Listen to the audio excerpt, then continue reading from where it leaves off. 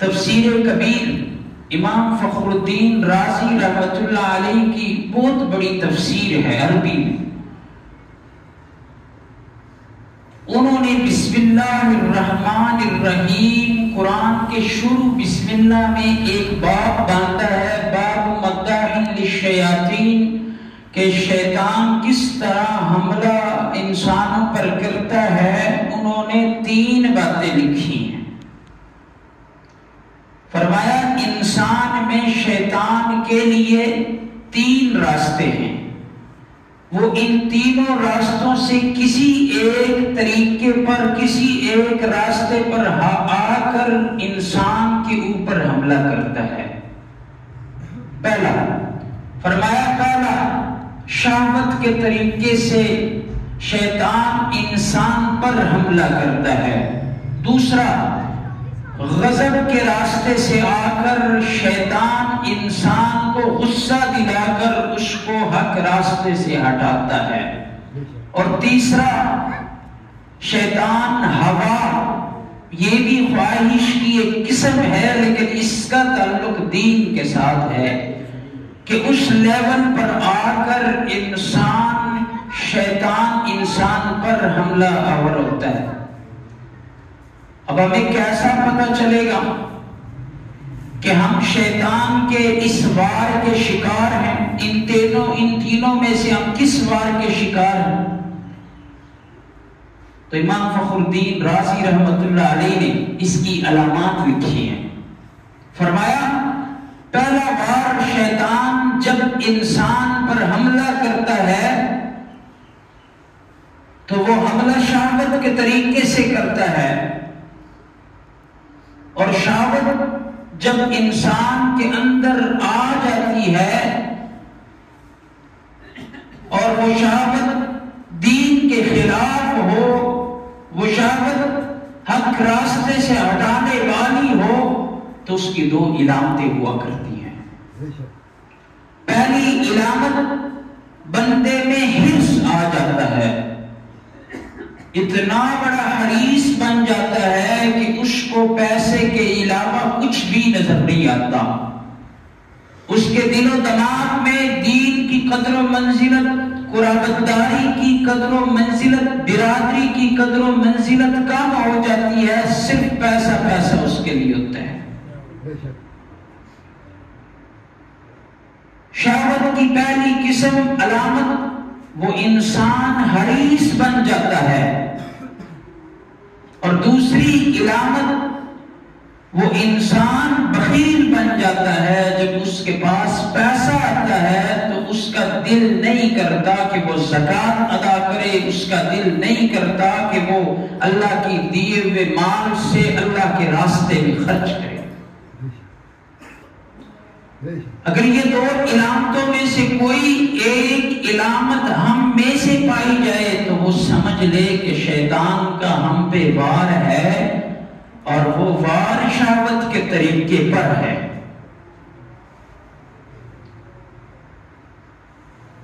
اور دوسرے نمبر پہ امام فخر الدین رازی رحمۃ اللہ علیہ فرماتے ہیں کہ جب شیطان انسان پر حملہ کرتا ہے تو دوسرا راستہ اسے جو انسان میں نظر آتا ہے وہ غصے کا راستہ ہے، غضب کا راستہ ہے، اسے غصہ دلاتا ہے. فرمایا غصہ کیوں آتا ہے؟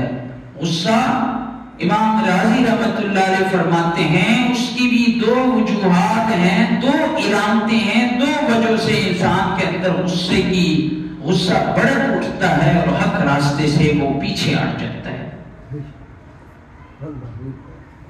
اس کی 2 علامتوں میں سے پہلی علامت، وہ ہجوم کا شکار ہو جاتا ہے، اس میں خود پسندی آ جاتی ہے. خود پسندی کی ایک مثال میں دیتا ہوں. گھر میں کوئی کہے کہ اس گھر میں میری بات ہونی چاہیے، میری بات کیوں نہیں چلے، میرے علاوہ کسی کی نہیں چلے گی. برادری بیس پہ کوئی اچھا مشورہ کیوں نہ ہوا ہو، کوئی ایک کہے کہ نہیں جی برادری میں میری بات چلنی چاہیے، میرے علاوہ بھلا کس کی چل سکتی ہے. اس کو کہتے ہیں خود پسندی، کہ میں تو میں ہوں، میرے جیسے کوئی نہیں. اور دوسرے نمبر پہ دوسری علامت وہ عجب کے ساتھ تکبر ہوا کرتی ہے کہ انسان کے دل میں تکبر آ جاتا ہے تو کہتا ہے کہ میں ہی بڑا ہوں، مجھ جیسے تو کوئی نہیں۔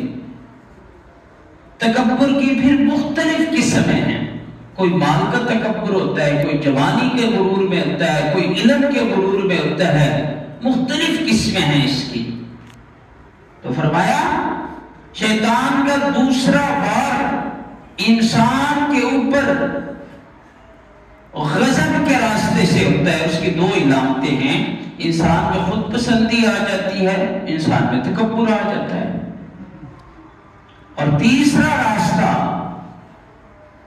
شیطان کے لیے جو انسان پر حملہ کرتا ہے، فرمایا وہ ہوا کے طریقے پر آ کر انسان پر حملہ کرتا ہے، اور ہوا کا تعلق دین کے ساتھ ہے، اور جب حملہ کرتا ہے تو اس کی بھی دو علامتیں ہیں کہ انسان کو شیطان انسان کو بدعات میں لگا دیتا ہے، رسومات میں لگا دیتا ہے، دین سے ہٹ کے وہ کام کرنے لگتا ہے۔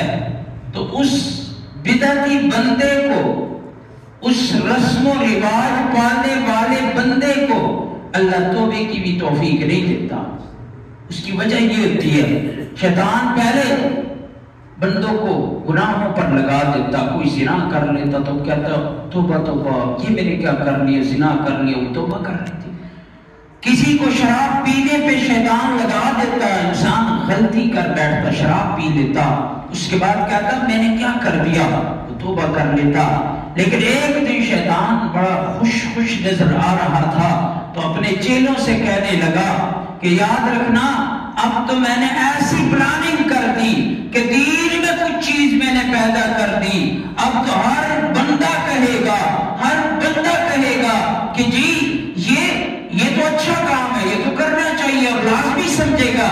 فرمایا اسی دین کے نام پہ کسی چیز کو لازمی سمجھنا، ثواب کی نیت سے کرنا، یہی بدعت ہے، دین کے نیت سے۔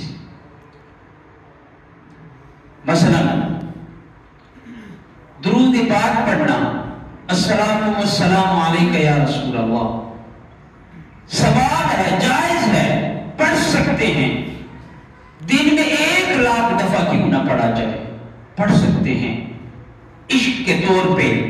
فرمایا یہی درود اگر اذان کا حصہ سمجھ کے پڑھا جائے اسے بدعت کہتے ہیں۔ بس ایک بندہ مجھ سے کہنے لگا کہ بھلا درود ہے، درود تو نیکی کا کام ہے، تو یہ آپ کیوں بات کرتے ہیں؟ میں نے کہا درود نیکی کا کام ہے، باعث نجات ہے، درود ایک ایسی عبادت ہے کہ اللہ بھی اور فرشتے بھی اس میں مشغول ہوتے ہیں، درود ایک ایسی عبادت ہے کہ وہ ریا سے بھی کیا جائے اللہ قبول فرما لیتا ہے، درود ایک ایسی عبادت ہے کہ اگر درود پڑھا جائے، دعا مانگی جائے، اللہ تعالیٰ دعاؤں کو قبول فرما لیتا ہے۔ ارے درود وہ عبادت ہے جس کا فائدہ دنیا میں بھی پہنچتا ہے اور آخرت میں بھی پہنچتا ہے، لیکن درود کا ایک اپنا مقام ہے اور ایک اپنی جگہ ہے۔ کل کو میں نے کہا کوئی بندہ آئے گا، یہ کوئی دلیل تو نہیں ہے کہ اچھا کام ہو اور یہ جائز نہ ہو، یہ کوئی بات ہے کرنے والی۔ کل ایک بندہ آئے گا، وہ غسل خانے میں بیٹھ کے قرآن شروع کرے گا تو ہم کہیں گے کہ غسل خانے میں کیوں قرآن پڑھتے ہو، وضو کر کے باہر آ جاؤ، بیٹھ کے صحیح طریقے سے قرآن پڑھو، تو وہ کہے گا اچھا کام کر رہا ہوں۔ تشبیہ میں نے اس وجہ سے یہ دی کہ جس طرح ہر ایک چیز کا مقام اور جگہ معلوم ہوتی ہے تو عبادات بھی ایسے مراتب پر ہوا کرتے ہیں۔ تو اس بندے نے مجھے کہا کہ اگر آپ درود کہتے ہیں کہ نبی کے دور میں نہیں تھا، صحابہ کے دور میں نہیں تھا، تابعین کے دور میں یہ اذان کا حصہ نہیں تھا، تو یہ آپ مساجد بناتے، اتنی شاندار مسجد بنی ہوئی ہے، مینارہ کہاں تھا؟ یہ سپیکر وہاں اس وقت تھے، یہ چیزیں اس وقت تھی؟ میں نے کہا جہاز بھی اس وقت نہیں تھا، گاڑیاں بھی اس وقت نہیں تھی، کوٹھیاں بھی اس وقت نہیں تھی، دنیا کی یہ آلات جو آج کل ہمیں نظر آ رہے ہیں اس وقت نہیں تھے، لیکن آج جو کوئی جہاز لے رہا ہے یا وہ اتنی شاندار چیزیں بنا رہے ہیں، وہ ثواب سمجھ کے نہیں بنا رہے ہیں۔ بدعت تو کہتے اسے ہیں کہ کوئی اچھا کام کیا جائے اور ثواب کی نیت سے کیا جائے اور کہے کہ مجھے اس پر ثواب ملے گا۔ یہ کل شریف ہم کرواتے ہیں، ہمارا یہ رواج ہے۔ پہلے کہتے تھے رسم کل شریف، اب یہ رسم کا لفظ ہٹ گیا۔ ہمارے بزرگ بیٹھے ہیں، ان کو پتہ ہے رسم کل شریف کہتے تھے، مولوی میں جدت آ گئی، رسم کو نکال دیا، کل شریف آ گیا، تو شریف کا لفظ نکال دیا تو ہر کوئی بندہ شریف بن جاتا ہے۔ یہ ہمارا رسم ہے، ایصال ثواب حق ہے، مردے کو پہنچتا ہے۔ وہ حدیث آپ کو یاد ہے کہ اگر ایک کھجور اخلاص کی نیت سے دی جائے، کل قیامت والے دن وہ ایک کھجور احد کے میدان، احد کے پہاڑی کی برابر ہوگا۔ تو ہم تو کل پہ بڑا خرچہ کرتے ہیں، لیکن اس کو پابند کرنا کہ نہیں تیسرے پہ کروانا ہے، یہی ثواب ہے، یہ رسم ہے، رسم کل شریف ہے۔ ہم کہتے ہیں چلو ہمارے غم میں سارے شریک ہو جائیں، تو اگر کوئی رسم سمجھ کے کرے تو اس سے ہماری مخالفت نہیں ہے۔ اگر کوئی کہے نہیں جی لازمی ہے کل شریف نہ کروایا تو مردہ نہیں بخشا جائے گا، تو یہ مولوی کے ڈٹ بھرنے والی گل ہے، پیٹ بھرنے والی گل ہے، قرآن حدیث کی اس کو کوئی گنجائش نہیں۔ تو تیسرا حملہ انسان کے اوپر شیطان کا ہوا کے طریقے سے ہوتا ہے، اور اس کی دو علامتیں ہیں۔ انسان بدعت کا شکار ہو جاتا ہے، انسان کفر کا شکار ہو جاتا ہے۔ کل 6 علامتیں میں نے بیان کی۔ پہلی علامت ہرس، دوسری علامت بخل، تیسری علامت خود پسندی، چوتھی علامت انسان کے اندر تکبر آ جاتا ہے، پانچویں علامت بدعت کا شکار ہو جاتا ہے، کفر کا شکار ہو جاتا ہے۔ 6 علامتیں فرمایا جب یہ 6 علامتیں ایک انسان کے اندر پائی جائیں تو اس مجموعے کو حسد کہتے ہیں۔ حسد، وہ پھر انسان دوسرے انسان سے حسد کرنے لگتا ہے، اور اللہ نے حسد کے بارے میں سورۃ الناس کی آخری جہاں پہ قرآن ختم ہوتا ہے ارشاد فرمایا من شر حاسد اذا حسد، کہ حسد و دور کی بات، حسد کرنے والوں سے پناہ مانگو اللہ کی، اور حسد کرنے سے انسان کا ایمان برباد ہو جایا کرتا ہے۔ میرے پیارے آقا امام الانبیاء تاجدار حرم حضرت محمد الرسول اللہ صلی اللہ علیہ وسلم نے ارشاد فرمایا کہ انسان کے نیک ایمان کو حسد ایسے کھاتا ہے کما تاکل النار الحطب، جس طرح آگ لکڑی کو کھاتا ہے۔ لکڑی آگ میں ڈالی جائے ختم، راکھ بن جاتا ہے۔ انسان جب دوسرے انسان سے حسد کرنے لگتا ہے تو وہ انسان کا ایمان ختم ہو جاتا ہے۔ بظاہر تو مولوی نظر آتا ہے، بظاہر تو حاجی صاحب نظر آتے ہیں، بظاہر تو ایک اچھے انسان نظر آتے ہیں، لیکن اس کے اندر ایمان کا کباڑا ہو جایا کرتا ہے، ایمان کا راکھ بن جاتا ہے۔ حضور صلی اللہ علیہ وسلم کی حدیث ہے حدثوا عن بنی اسرائیل ولا حرج، کہ بنی اسرائیل کے قصے پڑھا کرو، اس میں کوئی حرج نہیں، عبرت کے لیے۔ کتابوں میں یہ بات لکھی ہے۔ شیطان ایک دفعہ آیا فرعون کے دروازے پہ، دروازہ کھٹکھٹایا، فرعون نے کہا من فی الباب، کون ہے دروازے میں؟ جواب ملا میں تو ابلیس شیطان ہوں۔ دروازہ کھولا تو فرعون نے کہا ارے بابا، میں نے میرے بات ذہن میں یہ بات آئی کہ مجھ سے اور آپ سے پوری دنیا میں بدترین لوگ کوئی بھی نہیں۔ میں جو ہوں اتنا متکبر بندہ ہوں کہ میں نے خدائی کا دعویٰ کر دیا۔ میں کہتا ہوں انا ربکم الاعلی، میں تو تمہارا سب سے بڑا خدا ہوں، رب ہوں۔ میں نے تو خدائی کا دعویٰ کر لیا، میں بھی بڑا بدترین بندہ ہوں، گناہگار بندہ ہوں، لیکن شیطان تو بھی بڑا بدترین بندہ ہے۔ تو بھی خود جہنم میں جائے گا اور تیری وجہ سے سارے نیک لوگ جہنم میں جائیں گے۔ تو شیطان نے جواب دیا فرعون مجھ اور آپ سے بھی بدترین لوگ موجود ہیں۔ فرعون حیران ہوا کہ کون ہو سکتا ہے کہ جو مجھ سے اور آپ سے بدترین ہے؟ فرمایا، اس نے کہا کہ مجھ سے اور آپ سے بدترین لوگ وہ ہیں جو ایک دوسرے سے حسد کرتے ہیں۔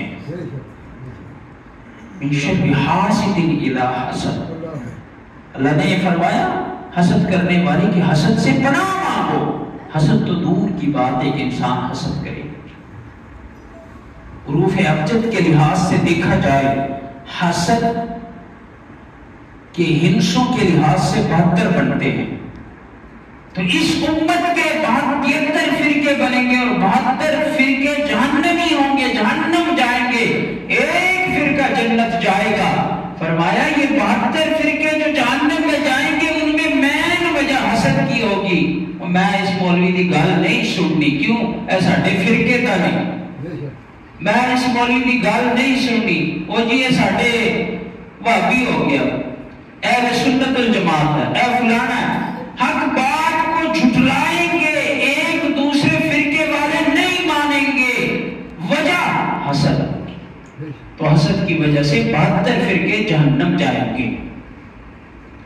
اور یاد رکھیے گا محترم سامعین، اللہ نے آسمانوں اور زمینوں کو بنایا، آسمان اور زمین پہ پہلا گناہ جو ہوا ہے، آسمان میں بھی پہلا گناہ حسد کا ہوا ہے اور زمین میں بھی پہلا گناہ حسد کا ہوا ہے۔ آسمان پر اللہ تعالیٰ نے جب حضرت آدم علیہ السلام کو پیدا فرمایا، اللہ نے فرمایا اسجدوا لآدم، آدم علیہ السلام کے لیے سجدہ کرو۔ شیطان نے سجدہ نہ کیا، حسد کیا کہ بلا مجھ سے یہ بہتر کیسے ہو سکتا ہے، مجھے اللہ نے آگ سے پیدا کیا اور اس کو مٹی سے پیدا کیا، میں اس سے بہتر ہوں۔ حسد کیا، اللہ نے دھتکارا، اللہ نے اس شیطان کو جہنم کی ایندھن بنا کے چھوڑے گا اور اللہ نے جنت سے بھی نکال دیا۔ اور روئے زمین پر پہلا گناہ جو ہوا ہے قرآن میں اس کا بھی ذکر ہے۔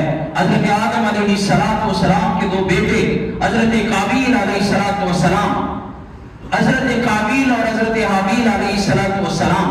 حضرت قابیل نے حابیل کے ساتھ حسد کیا، کیوں؟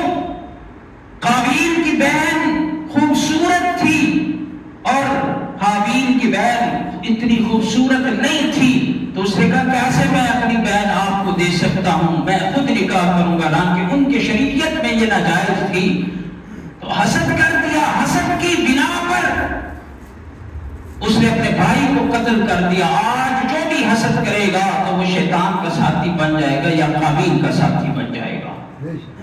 تو میں عرض کر رہا ہوں حسد اس کو کہتے ہیں کہ انسان یہ کہے کہ اس کو اللہ آپ نے مال و دولت عطا کیا ہے، اللہ اس کے پاس نہ ہوتا میرے پاس ہوتا، اللہ اس کو جوانی دی ہے، یہ اس کے پاس نہ ہوتی میرے پاس ہوتی۔ اس کو حسد، منفی سوچ، گھٹیا سوچ کو حسد کہتے ہیں۔ حسد کا علاج کیا ہے؟ حسد کا علاج یہ ہے کہ ہمیں چاہیے کہ جس بندے سے ہمیں حسد ہے اس کے لیے ہم دعا مانگے کہ اللہ اس کو ترقیاں نصیب فرما دے۔ دل نہیں مانے گا، نفس نہیں مانے گا، پھر بھی ہم دعا کریں گے، ایک نہ ایک دن اس کے ساتھ ہماری بن پائے گی۔ اللہ تعالیٰ سے دعا ہے کہ اللہ تعالیٰ ان باتوں پر عمل کرنے کی توفیق عنایت فرمائیں، سنتے ادا فرما لیں۔